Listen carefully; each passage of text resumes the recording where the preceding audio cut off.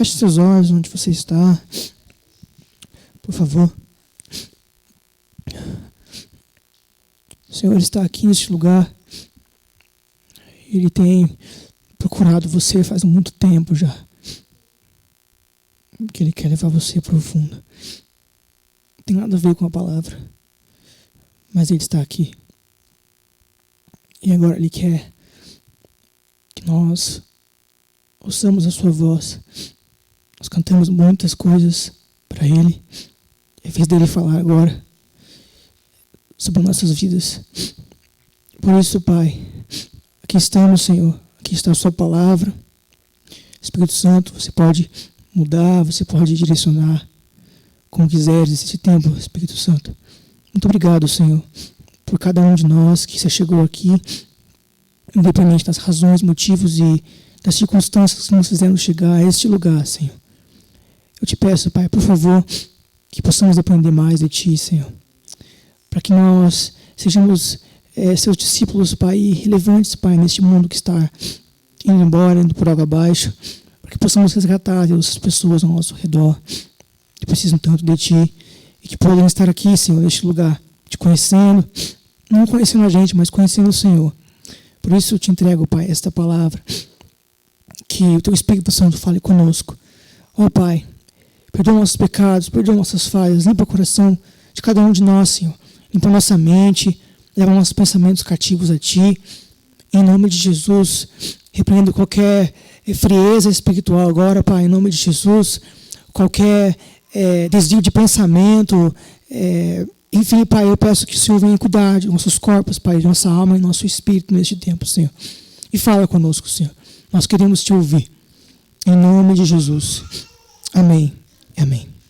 Boa noite, pessoal. Muito bom estar com vocês. Mais um sábado. Não, obrigado, amor. Já quero que vocês abram comigo o texto que paramos semana retrasada, Mateus capítulo 24.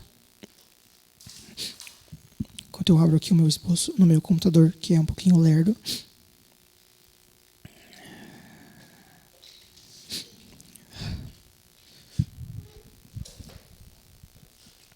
Então, estamos nessa série de mensagens. Está ali o banner já? Está com o banner aí, por favor? Pode ser da parte 2 mesmo. Nossa série se chama Manual de Sobrevivência ao Fim dos Tempos. Esse nome veio da nossa querida Giovana, da comunicação. E nós estamos entendendo as palavras de Jesus sobre o retorno dele mesmo. Ele vai falando sobre o que ele quer fazer, o que ele vai fazer quando ele voltar. Então, Mateus 24, a gente vai a partir do verso 15, eu já vou ler, mas eu quero fazer um remember, quero relembrar. Eu não sei quantos aqui abriram um PDF que eu mandei no grupo, o pessoal do Teams está no grupo, né? Mas vocês vão entrar no grupo daqui a um tempo lá.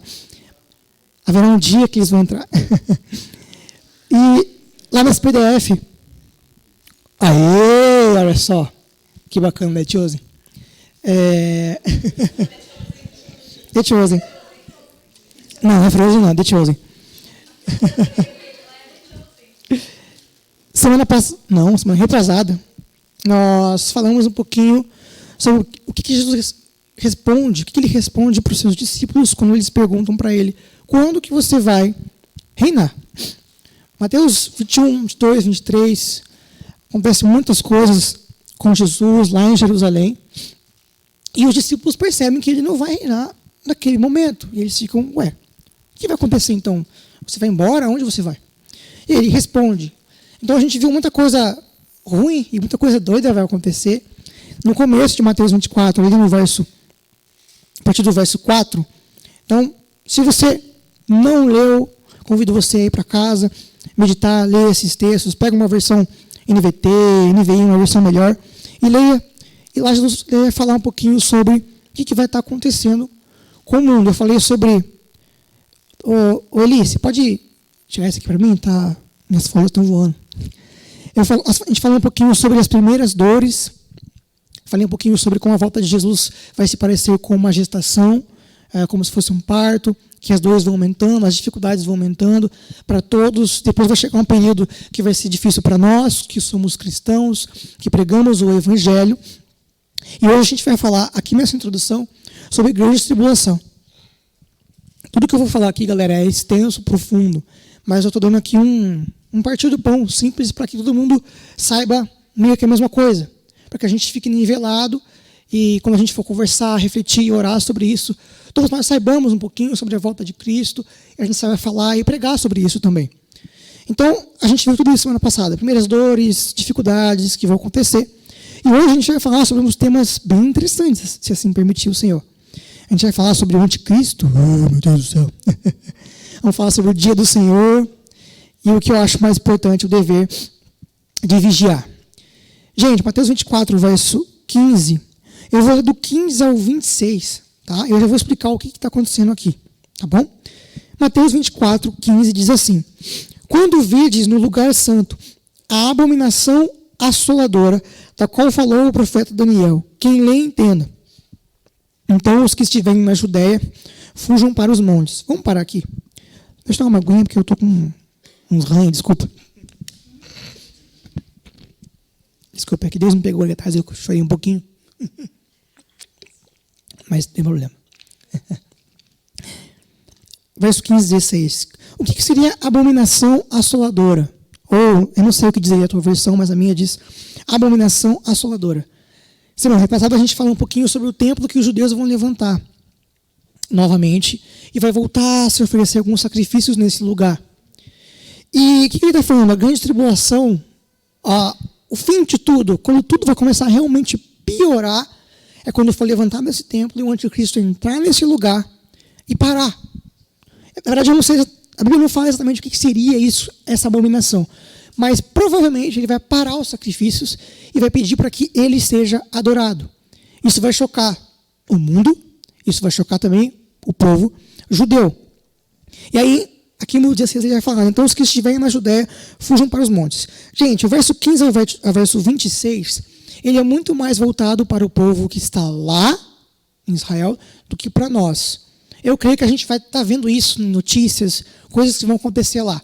Mas o que Jesus vai falar aqui é muito mais para o povo judeu do que para nós. A gente pode pegar, a gente vai pegar muita coisa para nós aqui, mas do verso 15 ao verso 26 é muito para eles. Então eu vou ler tudo e é importante que vocês saibam disso, para quando vocês pensem, quando vocês forem orar pelo povo de Israel, porque, gente, acho que 90% deles não acreditam em Jesus naquele lugar. Então, até mesmo precisamos enviar, até mesmo missionários, porque lá algumas novas leis têm surgido que não se pode mais pregar o evangelho sem ser multado ou até mesmo sem ser preso. Então, eles precisam do Senhor, eles precisam do evangelho verdadeiro também. Vamos lá comigo, então, para a gente sair logo dessa parte de grande tribulação. Né?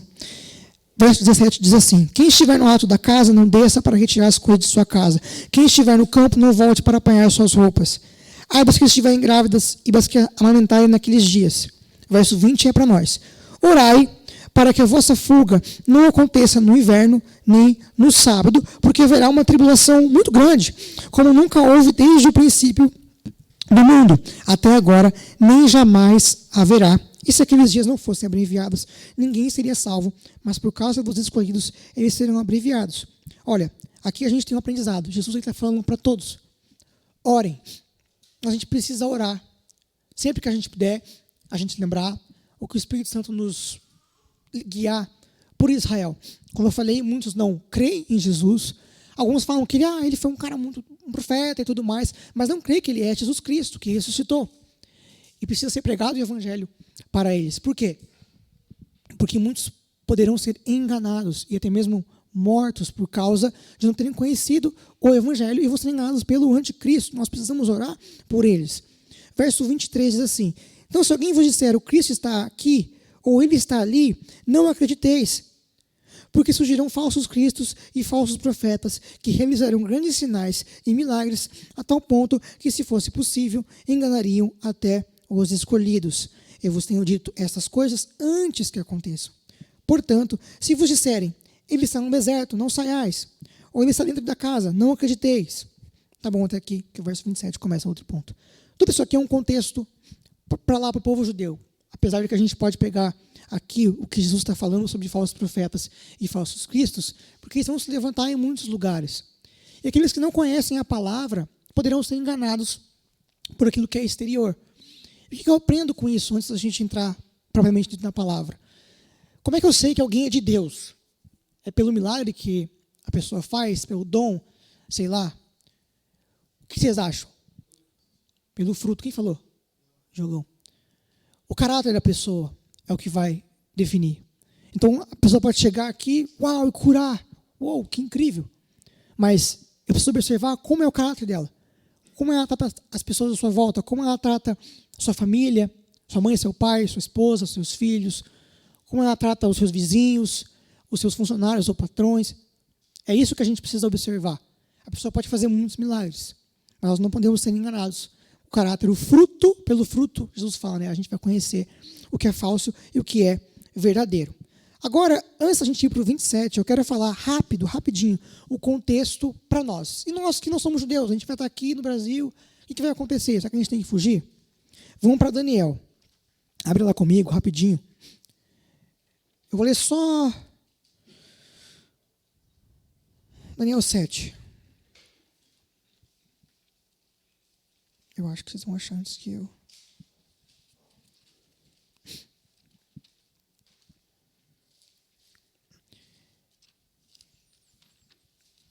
Meu Deus.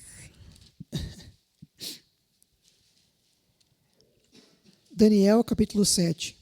Gente, Daniel é muito doido, cara. A gente pensa que é só a cova dos leões, mas ele faz muita doideira, ele vê muita coisa. Ele é um dos profetas que mais vai ver questões sobre o anticristo e o que vai acontecer.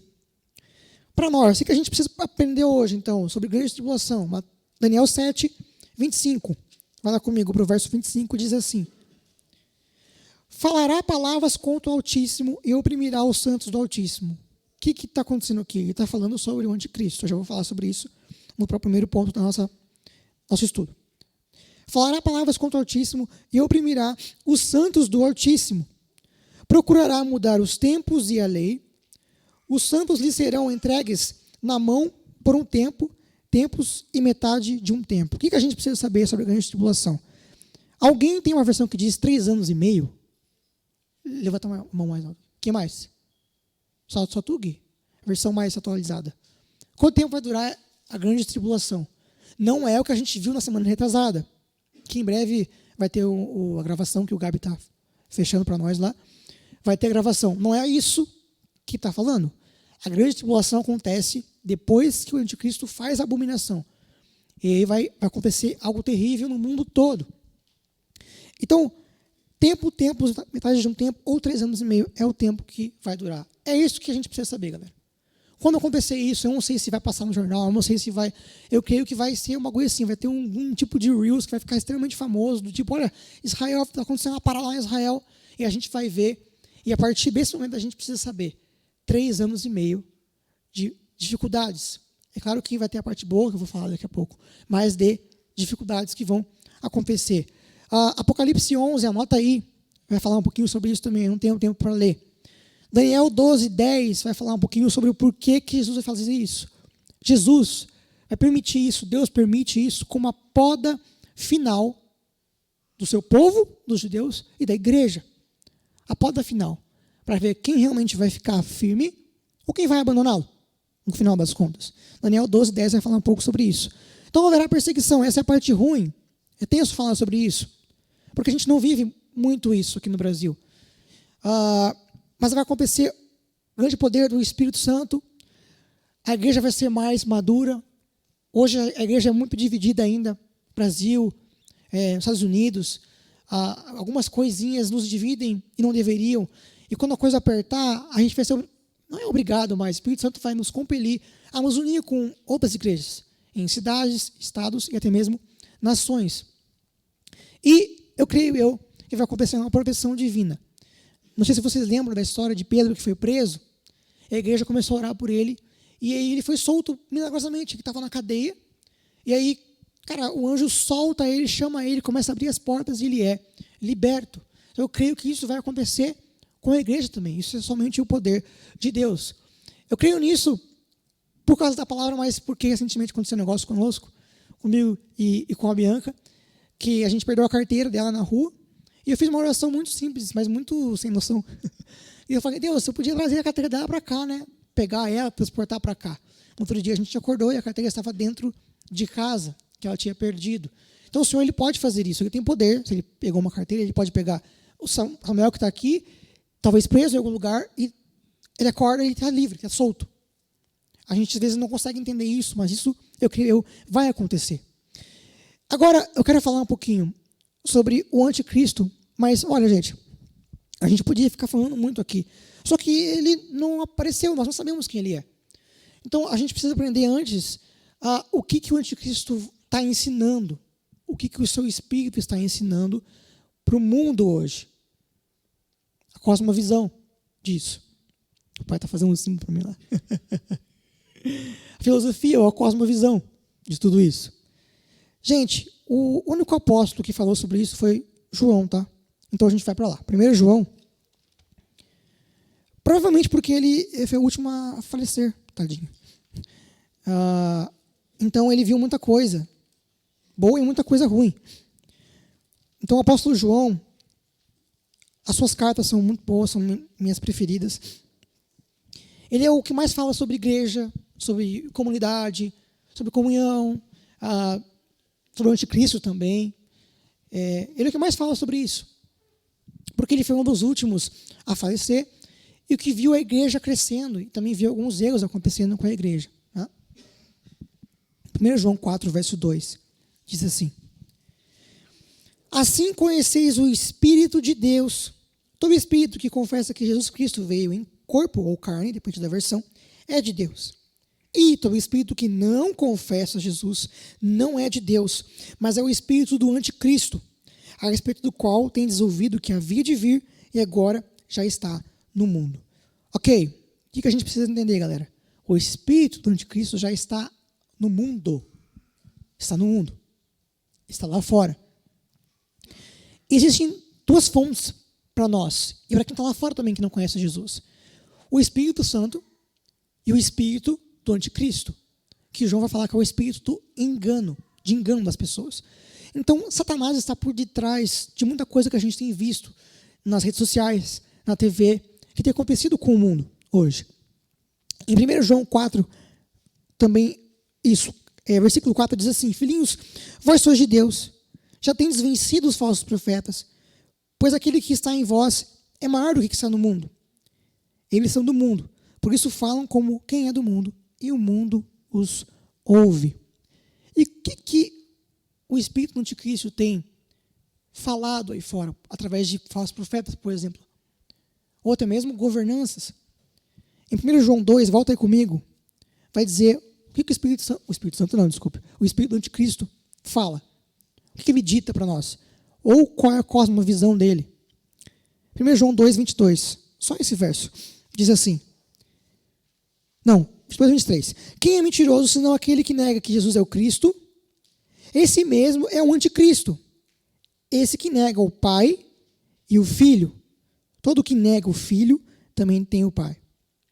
Não, todo que nega o Filho também não tem o Pai. Aquele que confessa o Filho também tem o Pai.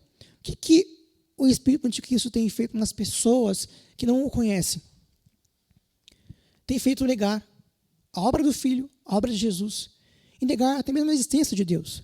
Negar, do original, é recusar. Então, recusar Jesus como Filho de Deus.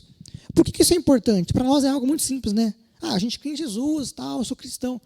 Mas, gente, tem chegado já esse tempo que você fala, olha, Jesus, ele é o Filho de Deus. Cristo, ele é o Filho de Deus. Isso é uma verdade absoluta. E hoje a gente vive num mundo que não existe verdade absoluta. Tipo, a água faz bem? Para você faz, para mim não faz. Para mim não faz bem, não. Não, ela faz bem. A ciência fala, não importa, a minha verdade é que ela faz mal para mim. Então, se eu afirmo, Jesus Cristo, ele é o Filho de Deus, eu estou dizendo que existem verdades absolutas. Que as coisas funcionam de um jeito, que o sim é o sim e o não é o não. E isso lá fora é terrível. As pessoas não conseguem ouvir e entender isso. Então, se Jesus ele é o Filho de Deus, tudo que ele pregou é real. E tudo que ele falou vai acontecer. Eu preciso... Segura comigo aqui, amor, rapidinho. Microfone.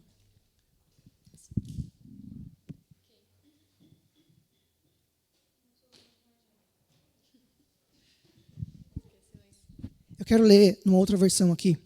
com vocês. Não precisa abrir. O texto de Daniel 7:25. Tem uma versão muito legal. Eu quero ler com vocês. Se quiser abrir, pode abrir, mas eu vou ler rapidinho. Daniel 7:25, texto que a gente leu lá no começo. Vou usar a versão da Bíblia Viva. E ela diz assim: ele, o anticristo, vai desafiar o Deus Altíssimo, maltratar seus santos com perseguições e tentará mudar todas as leis, os costumes dos povos, os padrões morais. Durante 3 anos e meio, fará o que bem entender com o povo de Deus. Qual que é a intenção do anticristo, então? Ou do seu espírito que já está agindo em pessoas que não o conhecem? É desvirtuar as leis impostas. Se você reparar, nós temos muitas leis na Constituição que estão de acordo com a palavra. Não estão erradas. Tem um prumo, tem algo que é correto. Mas o espírito do anticristo quer mudar isso. Por exemplo, liberdade. Eu poderia vir aqui e falar. Começa com liberdade de expressão, mas logo vai chegar nos púlpitos da igreja. E muito em breve eu não vou poder falar para vocês que esse pecado é errado, aquele pecado é errado. Porque o mundo está falando, não, isso não é pecado, isso é bom, faça, isso vai ser bom para você. Então, em breve, isso vai começar a aparecer no meio de nós. Então, ele vai modificar leis das nações. Leis, por exemplo, contra o aborto, já tem isso em muitos lugares no mundo. Drogas, imposição de ideologias, tudo isso ele está por trás. Vai mexer nos povos, tem mexido na moral, como consumismo, individualismo, imoralidade sexual exposta na mídia, etc. E vai dizer que isso é bom. O que é certo é errado e o que é errado é certo. Qual que é o resumo disso tudo? Ele vai fazer com que as pessoas olhem para baixo, olhem para agora. Tipo, Jesus vai voltar? Não, isso aí é tudo doideira. Não, nada a ver. Isso aí não vai acontecer. Agora, em 1 João 5, eu quero ler uns versos para nós, que falaram muito no meu coração, antes da gente ir para frente, sobre isso. Então, o que é importante, gente? Vamos recapitular. Eu preciso saber quem é, será que está lá na Rússia? Será que, meu Deus, o que vai acontecer? Quem será que é o anticristo? Gente, não foquem nisso. Pode estudar, na verdade, se quiser estudar, tentar descobrir, ou até mesmo conversar comigo, beleza, legal, mas não é isso que é o mais importante. O mais importante é nós olharmos para o que está acontecendo no mundo e sabermos que por detrás está o espírito do anticristo, mexendo nas coisas. 1 João 5, 1 diz assim: todo aquele que crê que Jesus é o Cristo, nascido de Deus, e todo aquele que ama o que o gerou, ama também o que dele é nascido. Assim sabemos que amamos os filhos de Deus, se amamos a Deus e guardamos seus mandamentos. Porque o amor de Deus está nisso, em guardarmos seus mandamentos. Esses mandamentos não são um peso. Pois todo o que é nascido de Deus vence o mundo. E esta é a vitória que vence o mundo, a nossa fé. Agora, eu vou ler o mesmo texto. Continuando aqui, vou abrir na Bíblia Viva também. Aqui em 1 João, para vocês verem. Verso 6. E nós sabemos quem ele é. Porque Jesus Cristo veio por meio da água e do sangue. Não apenas por água, mas por água e sangue. Está falando do batismo de Cristo e do que ele morreu na cruz. E o Espírito Santo, que é eternamente verdadeiro, é o que dá testemunho. Portanto, temos esses 3 que dão testemunho: Espírito, água e sangue. Todos eles dizem a mesma coisa: Jesus Cristo é o Filho de Deus. Nós cremos nos homens que servem como testemunhas, apóstolos, enfim. Mas o testemunho de Deus tem valor maior, pois é o testemunho de Deus. E afirma que Jesus é o seu Filho. Todos os que creem no Filho de Deus sabem em seus próprios corações que isto é verdade. Se alguém não crê nisso, na realidade, está chamando Deus de mentiroso, porque não crê que Deus afirmou a respeito de seu Filho. E o que foi que Deus afirmou? Que Ele nos deu a vida eterna e que essa vida está no seu Filho. E eu quero encerrar esse ponto falando, galera, a gente não precisa se preocupar, porque nós temos a vida eterna. Aqui não fala, olha, vocês vão ter a vida eterna. Nós temos a vida eterna. Então, se eu hoje venho a falecer por algum motivo, eu estou guardado com Cristo, porque eu creio nele. Então, eu não preciso temer. Tem muita vídeo na internet, os caras até colocam um fundinho meio tenebroso de música, assim, anticristo e tudo mais. Gente, não precisamos temer. Na verdade, se a gente temer, tem algum problema. Porque, se Deus é por nós, quem é contra nós? Ele é o maior de todos. Então, não precisamos temer isso. A gente precisa orar por Israel, porque para eles vai ser talvez pior. E até mesmo enviar lá pessoas que preguem o Evangelho. Agora, volta para Mateus para a gente ver umas coisas mais legais aqui. Eu quero falar sobre a vinda de Jesus. Mateus 24, verso 27. Aqui fica legal. Recapitulando então. Eu falei rapidinho sobre a grande tribulação que vem quando o anticristo aparecer. Mas não é isso que necessariamente importa. O que importa é eu saber que por detrás do que está acontecendo no mundo, leis que têm se levantado nos países, principalmente aqui no Ocidente, que vão contra a palavra. Isso é normal, galera. Isso vai acontecer e provavelmente vai piorar. Em Mateus 24, 27, vai dizer assim: assim como o relâmpago sai do Oriente e se mostra até o Ocidente, assim também será a vinda do Filho do Homem, que é Jesus, né? Aqui a gente precisa esclarecer algo. Eu vou fazer uma pergunta para vocês. Você já acha que esse versículo está falando sobre a velocidade da volta de Jesus ou da glória do retorno de Jesus? Pensa aí. Alguém já falou, mas não. Sei lá, não sei. Não sei. Não sei. Gente, vamos ver de novo, para ver se a gente entende. Porque assim como o relâmpago sai do Oriente e se mostra, pega essa palavra, se mostra. Não é que a volta de Jesus é tipo assim, caraca, fui com minha roupa aqui. Não é isso. Vai ser visível a volta de Jesus. Como um relâmpago que, por exemplo, cai ali no circo, Deus me livre. Vamos supor que cai ali. Cai um raio lá no circo. A gente está aqui, a gente vai ver. Quem está lá no Afonso Pena vai conseguir ver bem longe. Quem está no Del Rey talvez veja. Mas vai conseguir enxergar. Quem está em Curitiba vai ser mais difícil. Só que essa vinda de Cristo está falando que vai ser como um raio que sai do Oriente e se mostra no Ocidente. Então a volta de Jesus será evidente. Galera, não vai acontecer de, as pessoas sumiram, onde elas estão? Gente, isso não está na Bíblia. Não está na Bíblia, galera. Todo olho verá. Eu não sei como isso vai acontecer. Se vai ser tipo, tantos anjos que daí, quem está lá no Alasca vai conseguir ver, quem está no Brasil vai ver. Ou você tem a teoria do pai, eu vou falar da teoria, pai, de que vai ter trendings no YouTube, shorts, reels, do tipo, cara, olha isso, tem um cara vindo do céu. Bagulho assim. Coisas assim vão acontecer, eu não sei. Eu sei que vai ser evidente. O quê? Ou glória. Eu sei que vai ser evidente. O que mais aqui? Então, por isso não vai ter uma vinda de Cristo de forma secreta, onde ele vem e ninguém vê. Ué, o que aconteceu com as pessoas? Por mais que tem gente que prega isso. Você não vai achar isso na Bíblia. Você pode distorcer uns textos, mas aqui para mim é claro. Vai ser visível a volta de Jesus. E o verso 28 parece que Jesus bugou.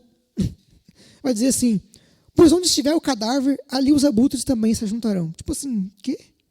Está falando de raio daí, está falando de abutre? Não é Jesus. Como assim? Vamos para Ezequiel 39.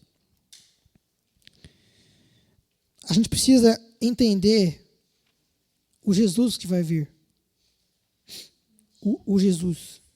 O Jesus. Ezequiel 39. 3:9. 39.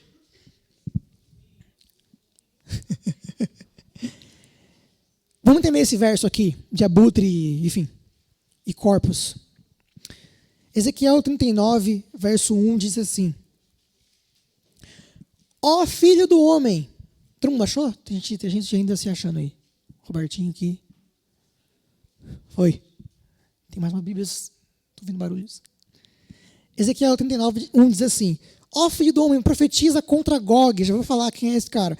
Dizendo: assim diz o Senhor Deus: eu coloco-me contra ti, ó Gog, príncipe e chefe de Meseque e Tubal. Olha os nomes aqui, mano. Eu te farei retornar, conduzindo-te, te farei subir do extremo norte e te trarei aos montes de Israel. Tirarei com um golpe o teu arco da mão esquerda e farei cair as tuas flechas da mão direita. Nos montes de Israel cairás, tu e todas as suas tropas, e os povos que estão contigo. E as aves de rapina, algumas versões vão falar abutres, né? De toda espécie, e os animais do campo te devorarão. Primeiro, o que é Gog? Ou tipo Gog e Magog? Gente, é um nome para o anticristo, tá? Gog é um nome para o anticristo, tá bom? Assim, é um nome escatológico para ele. E Magog seria a região de onde ele viria. Aqui eu vou abrir um parênteses, tá bom? Esta é a opinião do Vinícola, não precisa segui-la, pode discordar. Se a gente for estudar Ezequiel, vai falar que... Daí, Ralph, vai falar que o anticristo vai vir da Ásia Menor. Vai vir do norte de Israel, que hoje é a Ásia Menor. Tem dois países que eu acredito que virá o anticristo. A Turquia ou a Síria. Mas esta é a minha opinião. Então, você vai ter várias... Minha opinião está baseada em alguns grandes teólogos que falam isso. Você vai ter outras pessoas falando outras coisas. Como eu falei, não é necessariamente isso que importa. A gente já falou sobre o espírito do anticristo. Mas Gog é um nome para o anticristo. Então, o retorno de Jesus vai ser marcado por uma guerra, galera. Vai acontecer uma guerra. Isso para nós pimpolinhos, que nunca vimos guerra em lugar nenhum, só no jornal, para nós é meio... será? Será que vai acontecer uma guerra? Mas se a gente conversar com quem já participou, quem viu, quem já esteve numa guerra, sabe como é que é a situação. Sabe quão difícil é. E haverá uma guerra. Quando Jesus vier, nós estamos num momento de graça, onde há salvação, onde o Senhor quer salvar as pessoas. Mas há um prazo para isso, galera. Há um tempo. Jesus ele vem para julgar. Quando ele vier para julgar, acabou esse tempo de graça. Ele vem para julgar as nações da terra. Por que ele vai julgar as nações? Pensem nisso. Porque lá o presidente fez algo errado. Tudo bem. O Senhor, ele ama Israel. Ele tem alianças com Israel desde Abraão. Ele não vai descumprir essas alianças. Só que, se vocês vão perceber, sempre tem povos atacando Israel. Percebam isso. Isso vai piorar com o tempo. E vai chegar um momento que os países vão ter que se decidir. Vão apoiar Israel ou vão atacar Israel também? Porque, gente, de verdade, falando um pouquinho sobre direito, eu não cheguei a estudar a fundo, mas Israel é o único país que a constituição deles é diferente, que eles são diferentes de todo o resto do mundo. O Ocidente é meio parecido aos países, e o Oriente também. Mas Israel ele é diferenciado. E isso causa transtorno nas nações que estão ao redor. Quem é esse povo? Quem eles pensam que são? Então haverá uma guerra contra Israel e o próprio Jesus irá defendê-los disso daí. Aqui é onde eu queria chegar. Tem um outro texto que eu vou passar para vocês. Apocalipse 19, do 11 a 16. Lá vai falar que ele vai vir julgar as nações que estão contra Israel, que vão atacá-los por N motivos. Eu não vou ler, porque nosso tempo está correndo, mas anota aí. Apocalipse 19, 11 e 16. Para fecharmos essa parte da vinda de Cristo, vamos voltar para Mateus 24. Vou ler uns versos aqui. Mateus 24, 29 diz assim. Vou dar uma acelerada. 24 a 29. Logo depois da tribulação daqueles dias, o sol escurecerá.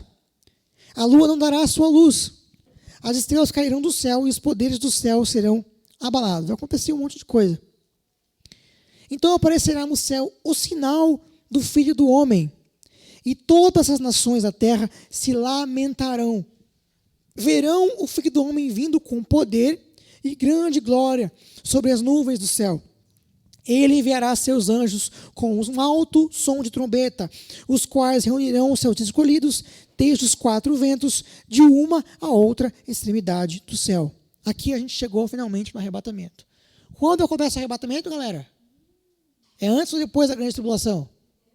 Depois, está aqui, está explícito, não sou eu. Não esquece eu aqui. Jesus está falando, gente. Jesus está falando. Jesus. É que hoje a cultura coach está grande, então, tipo assim, é muito mais fácil ele vir e livrar a gente de perseguições. Enquanto nossos irmãos, tem pelo menos um irmão nosso acabou de morrer. Lá no Oriente, galera. Agora. Ele acabou de morrer. Certeza. Ele acabou de morrer.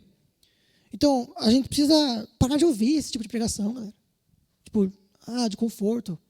Porque não foi isso que Jesus falou. Depois que tudo isso acontecer, aí ele vai arrebatar aqueles que estiverem vivos aqui. Ok? Ou, ok não. Amém? Linguajar mais crente. Tá ok? Último dessa parte. Tessalonicenses, 1 Tessalonicenses, desculpa. As cartas de Paulo a Tessalonicenses são muito boas para... É difícil essa palavra, né?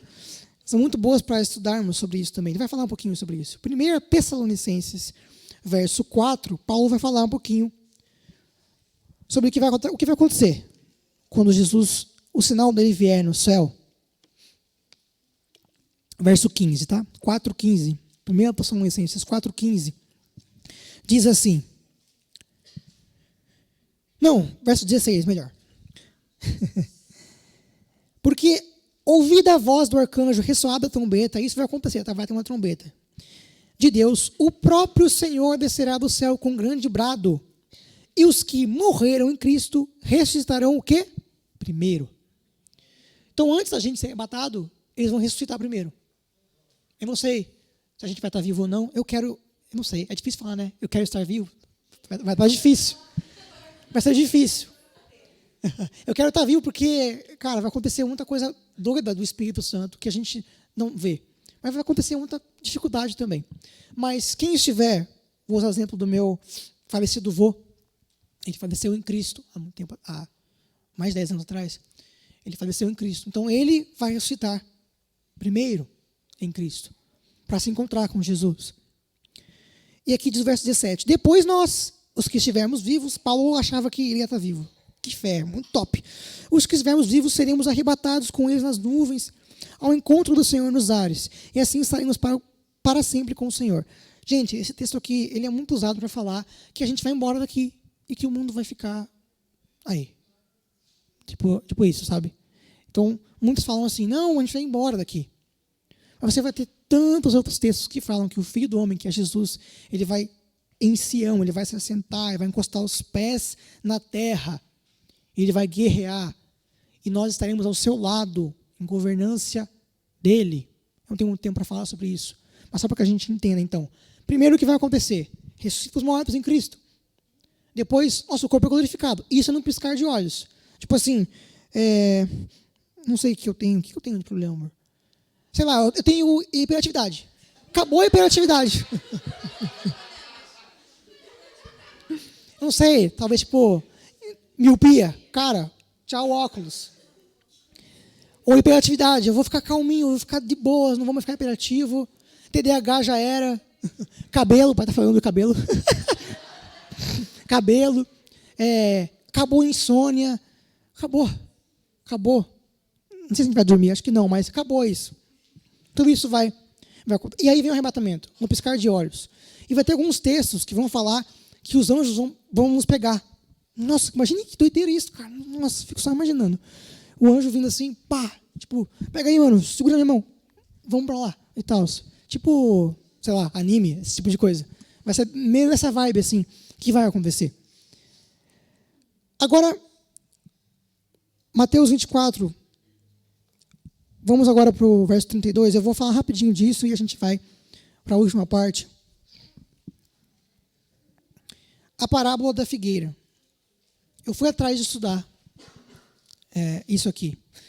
Alguns, poucos, tá? A minoria dos teólogos vai dizer que está falando de Israel. A maioria vai falar que é só uma parábola. E a gente vai ficar mais com a parte de parábola mesmo, tá bom? Então, Mateus 24, 32 diz assim, Jesus falando para nós, aprendam então a parábola da figueira. Quando os ramos se renovam e as folhas brotam, sabeis que o verão está próximo. Da mesma forma, quando virdes todas essas coisas, sabei que ele está próximo às portas. Agora, vamos comigo para Lucas 21.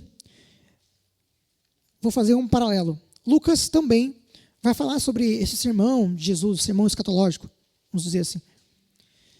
Vamos agora ficar aqui em Lucas 21, tá? Na semana retrasada, eu li as partes finais de Mateus 24, Depois começam as parábolas, são muito tops. Parábola das 10 virgens, mais parábolas que eu esqueci, mas são muitas parábolas que Jesus vai falar em Mateus 25, para representar o que a gente precisa fazer, então, depois que a gente sabe tudo isso. Lucas 21, verso 29, vai dizer assim para nós.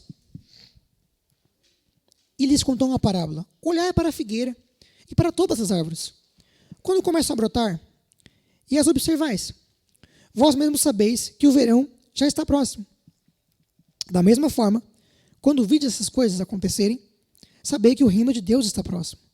Em verdade, eu vos digo que esta geração, guarda essa palavra, não passará até que tudo isso aconteça. Céu e terra passarão, mas as minhas palavras nunca. Gente, o que Jesus está falando aqui? Simplesmente, ele está dizendo assim, olha, tudo o que eu ensinei para vocês vai acontecer. Tudo o que eu falei vai acontecer. E vocês precisam entender e começar a olhar para o mundo ao redor e observar. Cara, isso está acontecendo em tal lugar, isso está acontecendo nesse outro lugar.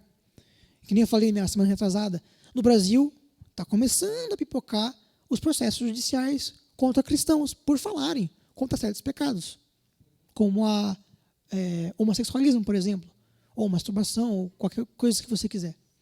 Então, teve um padre, acho que é no norte do Brasil, ele foi processado.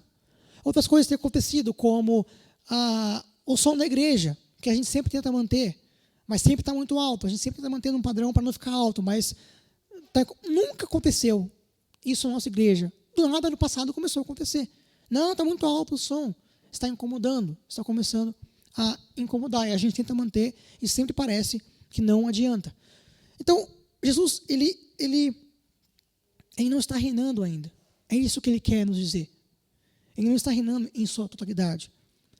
Outra coisa que a gente precisa entender, que o que vai acontecer, independente de nós. Escuta isso.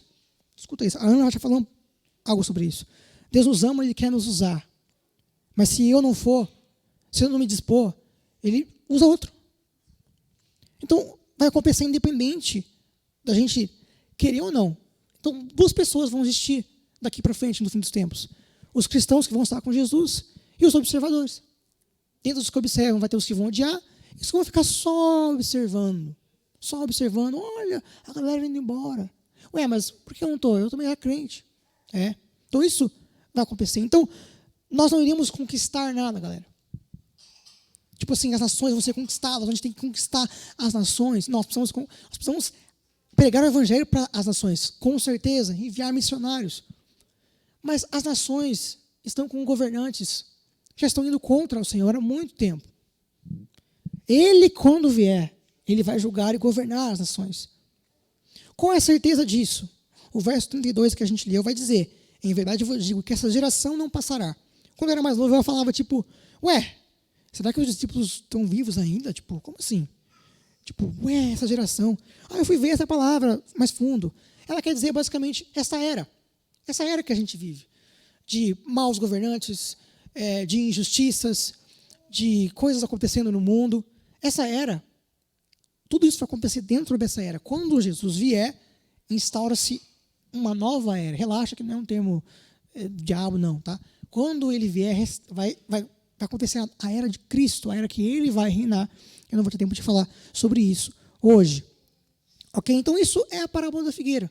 A gente precisa conhecer isso aqui, olhar e falar, olha, está acontecendo. Mas aí, o que a gente faz com isso? Que essa parte 2 é a parte final desse bloco.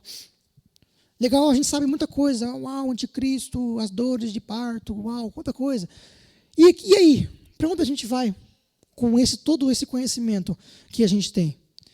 Aqui em Lucas 21 mesmo, verso 34, vem os conselhos do Senhor. Ele vai encerrar o seu sermão nos dizendo o que não fazer e o que fazer. Diz assim, Lucas 21, 34. Cuidai de vós mesmos. Não aconteça que o vosso coração se encha de devassidão, embriaguez, preocupações da vida. E aquele dia, que é o dia do Senhor, a volta de Cristo, vos surpreenda como uma armadilha. Porque ele virá sobre todos os habitantes na face da terra. Deixa eu ler mais um pouquinho.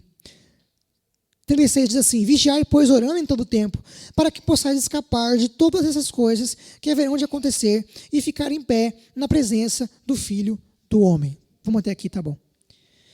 Para a gente ir para o final, galera, o que a gente precisa saber? Eu vou dividir em duas partes aqui esse final. O que a gente precisa parar de fazer hoje e o que a gente precisa começar a fazer hoje. Aqui, meu texto diz devassidão. Talvez a sua tradução diga libertinos ou libertinagem, ou até mesmo glutonaria. E também a gente tem depois aqui devassidão, e na minha diz embriaguez. Por que Jesus ele fala essas palavras? Será que ele está falando só de bebida alcoólica? Não, né, gente? Obviamente que não. E aí eu fui atrás dessa palavra aqui, de entender por que Jesus ele finaliza seu discurso, seu sermão com isso aqui. E essa palavra, devassidão ou libertino, do original quer dizer ressaca, galera. Literalmente quer dizer ressaca. Ou então confusão mental devido a uma intoxicação. Nada mais é do que quando eu tenho ressaca porque eu tomei demais o álcool. Então eu fico desse jeito. Ou então, tipo, quando você fica pesadão quando você come demais, sabe? E aí você fica intoxicado. O que eu entendo isso espiritualmente falando? Gente, a gente precisa, a partir de hoje, cortar da nossa vida tudo aquilo que está entorpecendo a nossa mente. Tudo aquilo que está intoxicando a nossa mente. A nossa geração, a minha não mais, como diz o Eliseu, estamos mais para lá do que para cá.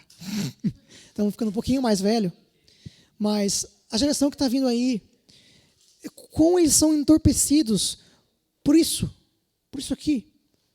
Tipo assim, não consegue ficar, sei lá, meia hora.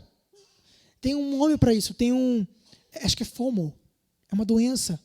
Em inglês eu não sei a tradução, mas é a síndrome de você não querer ficar fora do que vai acontecer numa rede social. Do tipo, cara, sei lá, o Samuel fez um post, cara, eu tenho que ver, porque senão o quê? O que vai acontecer? Você não vai curtir? Tadinho do Samuel, não curtiu o post dele. Ai, meu Deus, eu não vou para o céu. Não, né, galera? Então, a gente precisa cortar. Eu estou dando exemplo das redes sociais, mas qual que é o foco aqui, pessoal? Qual que é a nossa diferença para as pessoas que estão lá fora? Pensa aí comigo. Os crentes usam o celular, então isso não faz a mínima diferença. O crente usa o celular, até demais. Será que são as séries que a gente assiste? Tem crente vendo série aí que tem cenas muito picantes e tá de boa. Uau! Tá tranquilo. Tá suave. Vou falar uma parada sobre isso, galera. Olha, a relação sexual que se você não é casado, você vai ter, ela é com apenas uma única pessoa. Apenas uma única pessoa precisa saber quem você é sem as suas roupas. Mas ninguém deveria saber. Por quê? Porque as pessoas não vão ter uma aliança com você. Então elas não vão te ajudar quando você tiver com problemas. Elas não vão te ouvir. Elas não vão querer estar com você. Quando eu fiz uma aliança com a Bianca, aí sim, tudo que eu tenho é dela e tudo que é dela é meu. Pronto. Então, se eu vejo uma cena, você pode discordar de mim, legal. Se eu vejo uma cena de relação sexual, está errado. É uma cena que mostra um casal. Não deveria mostrar. Não deveria. Porque se eles são um casal casado, não deveria isso ser explícito para ninguém. Somente para os dois. E aqui a gente pode ir mais profundo. Do tipo, eu não sei, mas, gente, por detrás da moda, você acha mesmo que o Espírito Anticristo não está por detrás da moda hoje em dia? É só estudar um pouco as décadas. Eu não estou falando de biquíni, mas estou falando de outras roupas. É só estudar um pouco. Para as mulheres é sempre menos. E para os homens é para parecer mais com mulher. Tipo, é assim que está acontecendo hoje. E a gente não pode deixar ser enganado e achar que não, nada a ver isso. Existem partes do nosso corpo que só a minha esposa ou meu marido devem saber, mas ninguém deveria ver. E você pode colocar as roupas que você sai para trabalhar, ou desde postagens que você faz. A gente precisa pensar, galera, naquilo que a gente posta. Está sendo edificante para a pessoa? Você está pensando por quê? Por que eu posto o que eu posto? Por que eu falo o que eu falo? Por que eu estou aqui? Por que eu faço essa arte? Por que eu toco guitarra? Por quê? E por que eu faço o que eu faço? Por que eu uso as roupas que eu uso? Mas para quem eu pergunto isso, Vinho? Pergunto isso para mim mesmo? Pergunto isso para um pastor? Pergunte para Deus. Pergunte para o Espírito Santo. Chega e pergunta, Espírito Santo, essa roupa aqui, por que eu comprei? Por que eu vou usá-la? Essa postagem aqui que eu estou vendo, essa série aqui, o que você acha disso, Espírito Santo? Isso está intoxicando a minha mente? Se está, é momento de cortar fora isso que intoxica. E aqui a gente pode até falar até mesmo de pessoas, galera. Cuidado, a gente precisa pregar para todos. Todos precisam conhecer o Evangelho. Mas amizade, relacionamento, não é com todos. Se tem desvirtuado você, tem intoxicado você. Eu lembro da época do colégio. Comecei a andar com certos tipos de amizades. O palavrão saía de boas na minha boca e começou a ficar normal para mim. Eu começava a falar normal. Mas aí tem um momento que o Espírito Santo, ele deu uma cutucada. E eu falei, por que eu estou falando esses palavrões aqui, se é errado? Por que eu tenho feito essas coisas? Efésios 5, penúltimo texto que eu vou ler.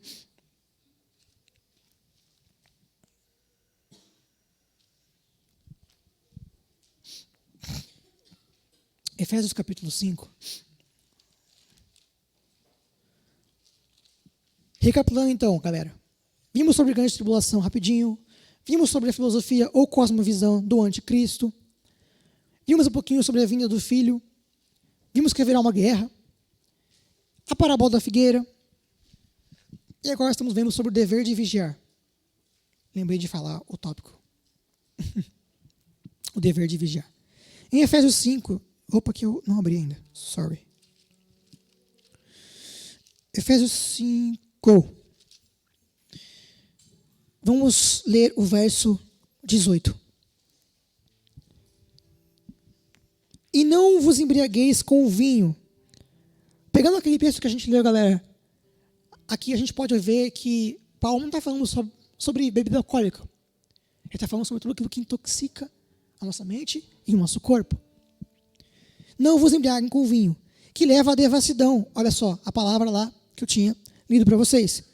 Mas enchei-vos do Espírito, falando entre vós, com salmos, hinos, cânticos espirituais, cantando e louvando ao Senhor no coração, e sempre dando graças por tudo a Deus, o Pai, em nome de nosso Senhor Jesus Cristo.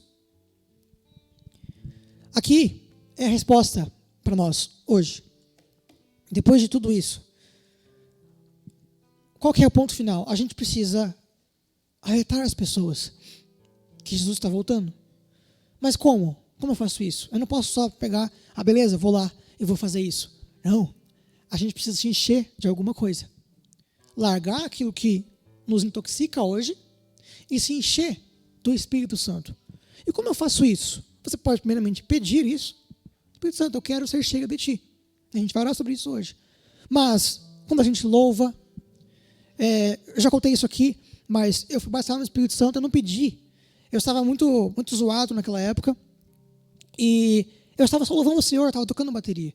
E eu estava realmente fazendo aquilo de coração para o Senhor. Eu estava por dentro, eu estava assim por fora.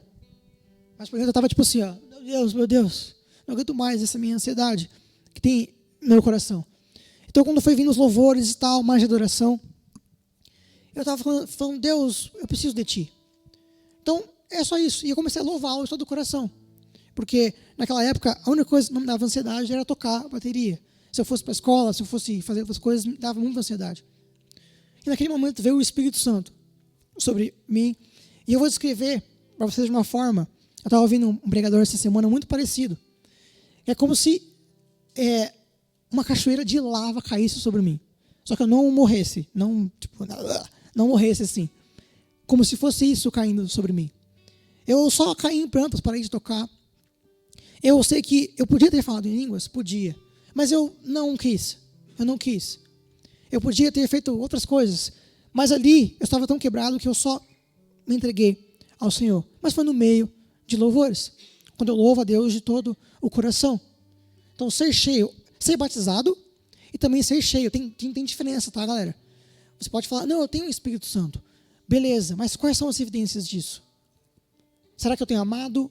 Será que eu tenho sido fiel, manso? Será que eu tenho domínio próprio? Outra coisa, os dons que ele me deu, eu tenho usado ou não vou usar? Estou quieto. Essas são as evidências. E eu não vou voltar para Lucas 21, mas lá vai falar preocupações da vida. Eu não vou nem me ater a esse ponto. Filipenses 4:6. Se você entrou aqui hoje, você está ansioso por qualquer coisa que seja, nós vamos orar. Mas se você está ansioso por qualquer coisa, Filipenses 4:6, anote aí. Lá vai dizer o que você precisa fazer. Você precisa chegar para o Senhor e dizer, Deus, eu estou ansioso por causa disso aqui. Eu quero a sua presença e eu te agradeço. E aí você começa a agradecer por aquilo que ele tem feito na nossa vida. Você começa a agradecer. Agora, eu falei que não ia voltar, mas eu vou voltar. Lucas 21, último texto. Pode colocar de pé, galera, no seu lugar. Vou ler com vocês de pé.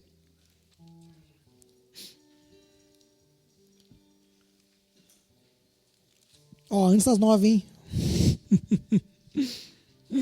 Holy moly. Lucas 21, vamos ler só o 36, de novo. Não, eu vou ler até o 38.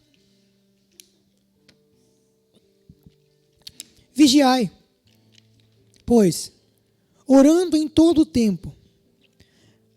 Gente, isso aqui eu não entendia até um tempo atrás. Como que eu vou orar o tempo todo? Tipo, isso não é possível. Mas eu tenho pedido da parte do Senhor o seguinte, galera.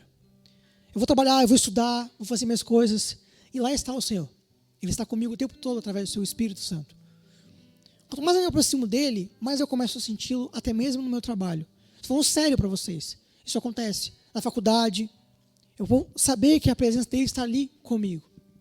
E aí eu posso, em algum momento, no intervalo, eu posso falar com ele o tempo todo. O tempo todo, galera. O Espírito Santo, ele está conosco. No meio do luto, no meio da dor, no meio das alegrias, no meio das dificuldades. Lá ele está conosco. E aí diz o 37. De Lucas 21, 37. Durante o dia, Jesus ensinava no templo. E depois de sair do templo, passava a noite no monte chamado das Oliveiras. E todo o povo ia de madrugada ao templo a fim de ouvi-lo. Aqui me pega muito, cara. Aqui não tem desculpa, galera. Sabe por quê? Essas pessoas aqui, elas tinham seus empregos, elas tinham seus trabalhos, que era muito mais difícil de nós. A gente acha que a gente paga impostos difíceis. Naquela época aqui, cara, aqui se você não paga imposto, você vai tomar as suas coisas, mas provavelmente você não vai ser preso. Aqui você morria, apenas isso. Olha que legal. Então, e o povo tinha que trabalhar. O povo não tinha oportunidades de estudo, só alguns, principalmente os homens. Muitas dificuldades, ainda tinha muitas leis que os homens instituíram. E essas pessoas que queriam a Jesus, elas levantavam mais cedo e iam até o Senhor, até o templo, para ouvi-lo falar do reino de Deus. Então, eu quero orar com vocês. Pode apagar as luzes aí para mim, por favor?